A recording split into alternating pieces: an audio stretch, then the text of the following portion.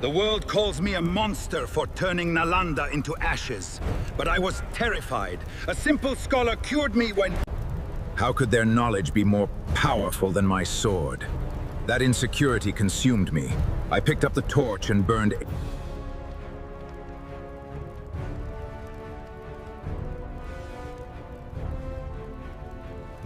It is said the fire burned for 90 straight days. For 3 months, a mountain of knowledge fueled an inferno that rained black ash across the 12th century sky of Magadha. That smoke carried the physical evidence of human progress. It held the mathematical proofs of Aryabhata, who understood the concept of zero. It contained the advanced chemical formulas of Nagarjuna and the complex surgical techniques of Sushruta, all of it turning to carbon in the wind. To understand the vacuum left behind, we have to rewind 700 years to the 5th century.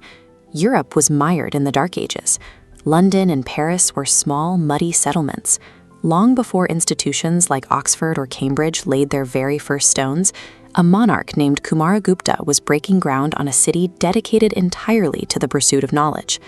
Nalanda operated as the world's first fully residential university. But its end was no mere accident of war or structural failure. The flames were a deliberate choice to silence the very logic that built these walls.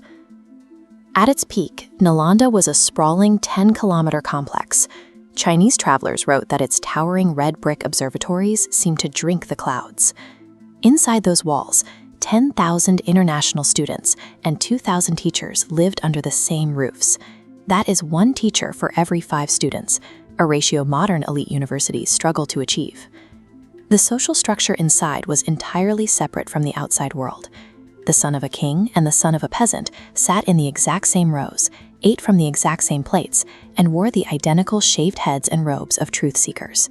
Whatever status you held in the empire, you left it at the main gate. Inside the campus, there was no VIP quota. There were no donor seats. The single recognized currency that allowed you to navigate and thrive in this space was your own intellect. Centuries before modern sociologists and political philosophers began debating the concept of an egalitarian society, Nalanda was actively running a classless intellectual utopia in the foothills of Bihar. Getting inside required passing through a final human filter. A master scholar stood at the gate, forcing every applicant into a grueling public debate. Those who had walked thousands of miles from Persia, Korea, and Turkey faced this test. Records show an 80% failure rate right at the front door. Once admitted, the curriculum pushed boundaries. Nalanda was a Buddhist center, but it was fiercely opposed to dogma. They mandated the study of logic, linguistics, and medicine. Students were even required to study atheistic and rival philosophies. The core directive was to question everything, even your own faith. The nerve center of this operation was the Dharma Ganja, the university's colossal library. One of its 3 buildings was a 9-story skyscraper. Inside, hundreds of scholars worked by candlelight to copy and preserve millions of manuscripts. It functioned as an ancient physical cloud drive, a backup of human civilization in case the outside world collapsed. These archives held formulas for rust-proof metallurgy, architectural blueprints, and deep psychological treatises. They preserved hard scientific data alongside philosophical texts. Nalanda's immense power came from this massive reservoir of cross-reference knowledge. By giving thousands of scholars the tools to dissect and debate the natural world, the university weaponized logic against blind obedience. In the late 12th century, a warlord named Bakhtiyar Khilji was expanding his influence across northern India. Khilji was an insecure, aggressive military commander. He had been rejected by elite Afghan armies early in his career, and he compensated for that humiliation through brutal dominance. Around 1193, Khilji fell severely ill. His royal physicians tried everything, but he remained bedridden and near death. Desperate, someone in his court suggested bringing in an outsider, Rahul Sribhadra, the head of Nalanda's Ayurveda department. When the scholar arrived, Khilji's Ado took over. He demanded to be cured, but flatly refused to swallow any medicine prepared by someone outside his faith. He told Sribhadra to heal him without administering a single pill or potion, or face execution. Sribhadra analyzed his patient. He understood human psychology as well as pharmacology. Days later, he returned and handed Khilji a copy of the Quran. He instructed the commander to simply read a specific number of pages every day.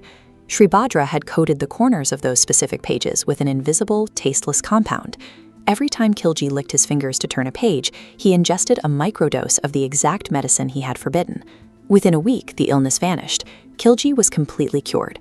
Instead of expressing gratitude, Khilji felt a deep, paranoid resentment. The fact that a quiet scholar possessed a scientific understanding of the human body that performed with such precision terrified him. He realized that as long as this depth of knowledge existed, he could never truly subjugate these people with iron and horses alone.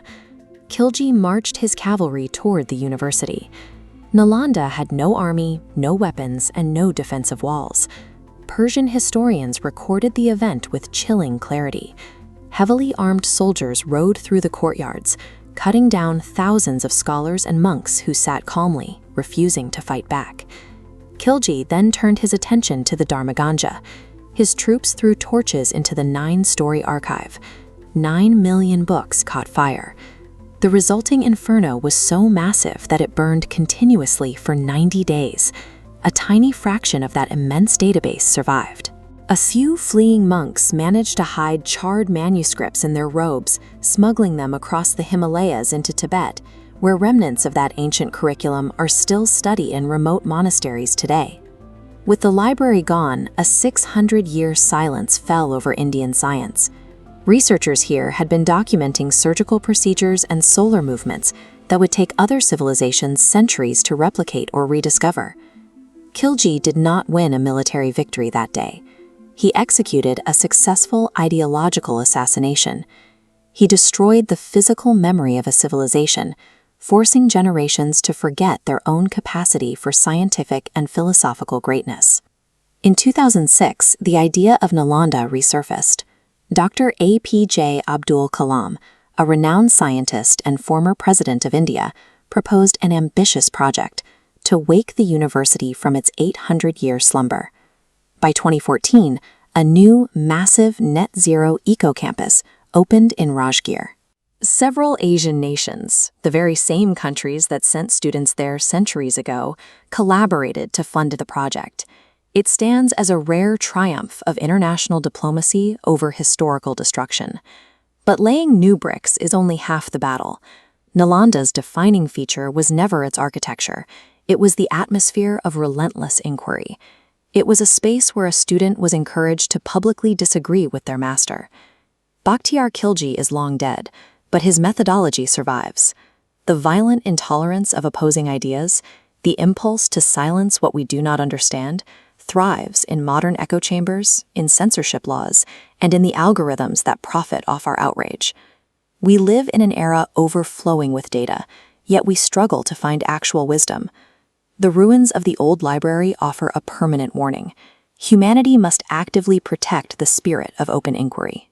It takes centuries of patience to build an open mind, but it only takes a single match to burn it.